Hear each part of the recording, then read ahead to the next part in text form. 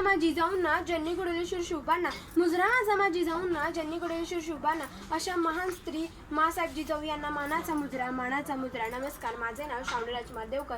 मी इयत्ता 7वी इयत्तेत शिकत आहे. मी आज तुम्हाला माँसाहेब जिजाऊ यांविषयी 2 शब्द सांगणार आहे. ते 2 शब्द तुम्ही शांतचित्ताने ऐकून घ्यावी अशी माझी नम्र विनंती आहे.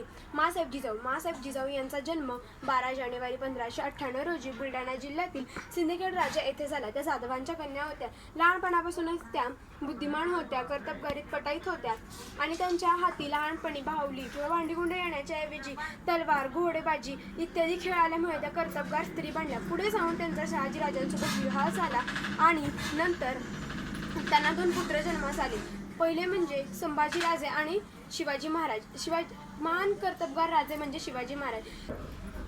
माँसाहेब जिजाऊंनी शिवरायांना पुणे जिल्ह्यातील शिवनेरी किल्ल्यावर 12 जानेवारी 1630 रोजी जन्म दिला.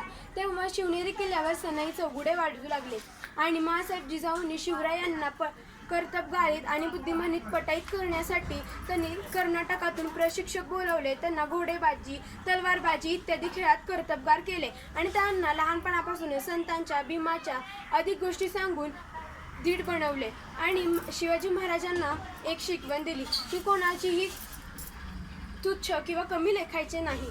हे माँसाहेब जिजाऊंची शिकवण अधिक सांगत आहे. याची आपण प्रेरणा घ्यायला हवी. शिवाजी महाराज लहानपणी मावळ्यांच्या मुलांसोबत खेळत खेळत मावळ्यांच्या घरी गेले आणि तिथे जाऊन पिठलं भाकर खाल्ले. या प्रसंगावरून आपण लक्षात घ्यायला हवे की शिवाजी महाराज कोणालाही तुच्छ लेखत नसे. ही शिकवण सर्व माँसाहेब जिजाऊंनी दिली. जे म्हणतात ना, ते प्रत्येक पुरुषाच्या यशामागे प्रत्येक स्त्रीचा हात असतो, तसेच शिवरायांच्या यशामागे माँसाहेब जिजाऊंचा हात होता. जेवढे महाराजांनी गड किल्ले जिंकले तेवढ्याच मोठा वाटा माँसाहेब जिजाऊंचा होता. माँसाहेब जिजाऊ पुणे जिल्ह्यात जाऊन तेथील पडकी मंदिरे दुरुस्त केली आणि तेथील शेतकऱ्यांना शेतसारा माफ करून महसुलीत सूट दिली आणि त्यांना अधिक पिकाचं नुकसान झाले तर महसुलीत सूट देऊन त्यांना योग्य ते कर माफ करत असेल. ही प्रेरणा आपण घ्यायला हवी.